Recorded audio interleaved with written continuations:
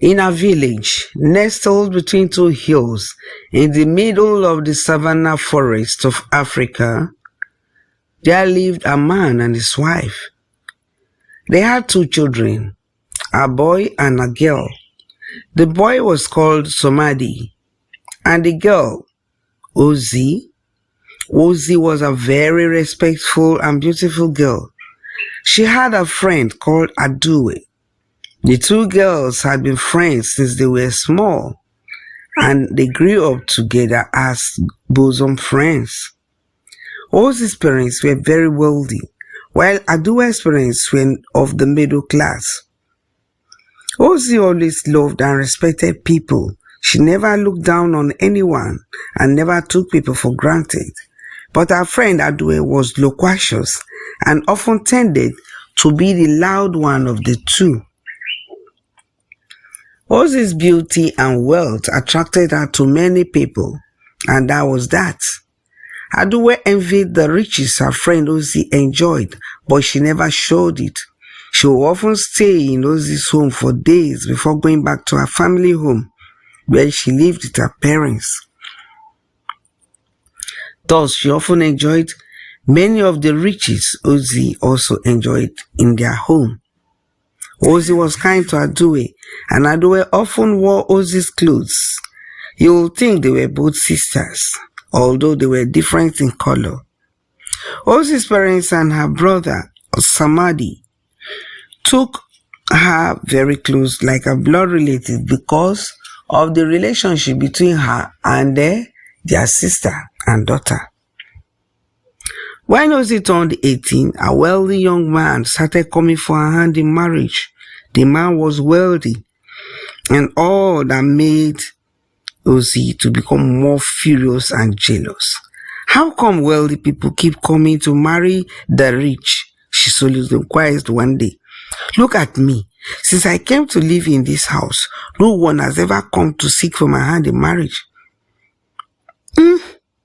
With that, Adue began to make plans for herself. I can't just sit down here and watch Ozi marry a wealthy man and go away. Then what will become of me? I will remain poor because I cannot keep staying here when I have no one as my friend except Ozi. She said aloud one day, no, that's not possible.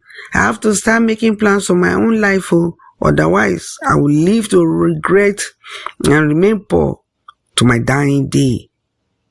Ozi was standing that day by the door, thinking Adue was speaking to her, and she overheard everything. But it was later she discovered that Adue was just soliloquizing.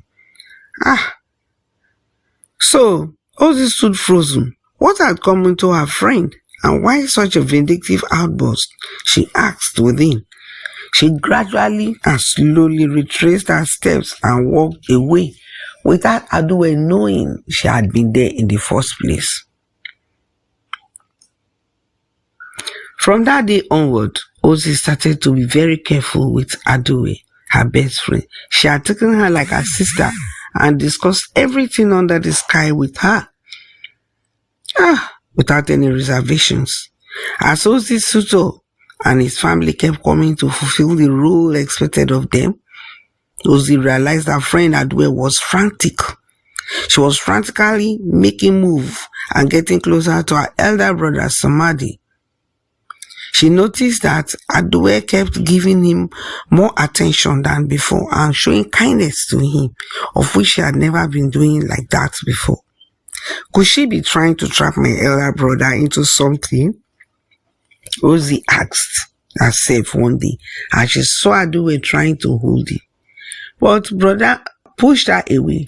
Ozi knew her brother liked Adue, but not in an amorous way, because she was not his type of a girl.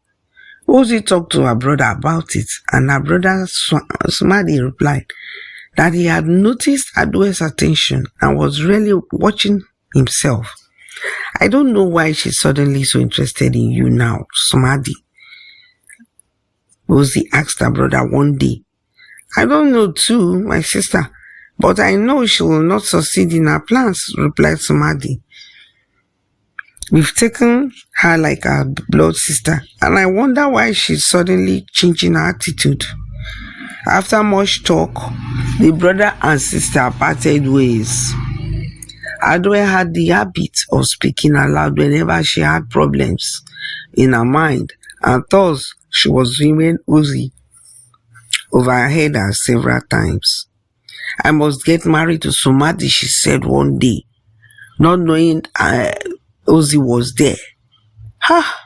I want to be part of this rich family, this rich household, and I'm tired of the poverty lifestyle and background I came from, she muttered aloud, while alone in her bedroom. The bedroom she had been given to in Uzi's home where she lived with them. This time, Uzi overheard her clearly and knew she was talking to herself. As she kept talking to herself in the room, thinking she was alone, Uzi listened and then hurriedly left the place to avoid being seen and went to look for her brother. I've seen why she's coming after you now, Uzi told somebody. She explained everything to somebody, and somebody was surprised. I can't believe this, sis. That's the word for you, replied Uzi. But I know deep down Adwe is a good girl. It's terrible how a person can easily change overnight, her brother stated laconically. One day, when Uzi's suitors and family came to visit, there was a lot of drinking and eating in the family. And Adwe saw all the rich things the people had brought. And that day she made sure that somebody drank a lot of gin to intoxicate him.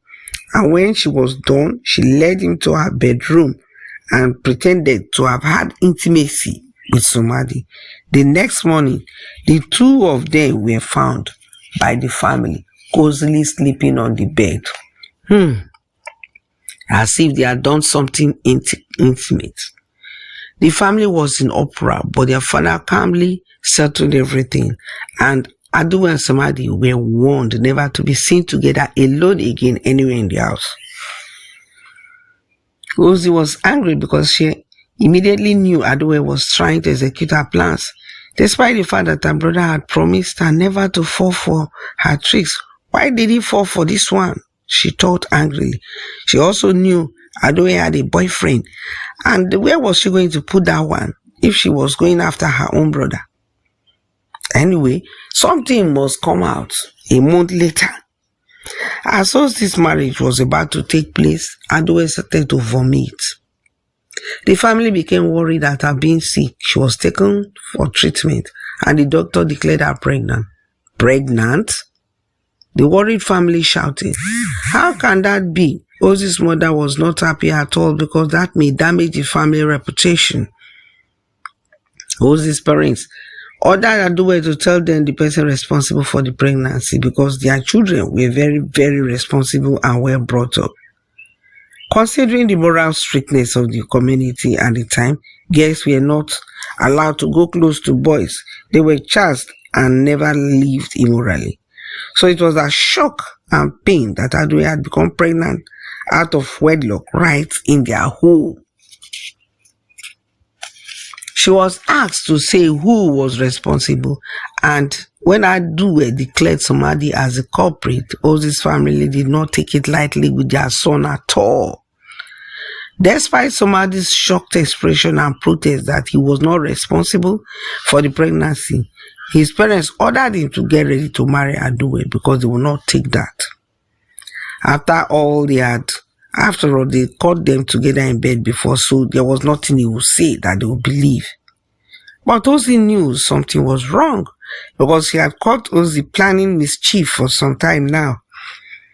When Uzi's parents were busy planning for the marriage between their son and Adwe and Uzi and her suitor, Uzi went to see her brother to probe into the situation, and when her brother tearfully told her he had not done anything with Adwe, she became angry. Uzi was disappointed in her best friend and knew now that Adwe was trying to rope her brother. She went to search for Adwe's boyfriend to find out things if there could be a clue into the situation. And well, when she got there, she met Sopulu and told Sopulu everything. Sopulu then explained, Aduwe is pregnant for me and not your brother. That pregnancy she's carrying is mine and not your brother's son. But she's trying to frame my brother, Somadi. With it, exclaimed Uzi. No, Uzi, that baby is mine. He said, maybe because your family is rich and she's trying to rope your brother with it so that she can enjoy your riches. You know, Aduwe loves material things a lot. That's why she had always clung to you and that friendship the two of you have. Oh, explained Uzi. I never knew Aduwe was a gold digger. So, with that, they parted. On the day of the wedding, of the marriage, Uzi kept praying that something should happen to vindicate her brother. After Uzi and her proposed husband were sworn as husband and wife and the dowry paid, Somadi, with an unreadable expression on his face, stood beside the happy Aduwe who did not care about what happened to Somadi as long as she married into the rich family, stood smiling. When they were about to be sworn as husband and wife, Aduwe's boyfriend Soplu walked in and shouted, No, stop that marriage. I cannot stay here and allow Aduwe to give my baby, the child she's carrying in her womb, to someone else. What? People exclaimed. What do you mean? Yes, that baby in Aduwe's womb is mine, Soplu repeated. So this marriage cannot take place. And that was it. The surprised family found out that their son was innocent and the marriage was stopped. So, all along, Aduwe has been a gold digger, they thought. That is why in life, it is good to trust your children if you have properly brought them up and never to doubt them. Ozi went to live with her husband after the marriage. Her brother Sopulu was vindicated and Aduwe on her part was sent packing from the house. She lost it all. But she was lucky that Sopulu decided to marry her to give the baby a name, and they got married.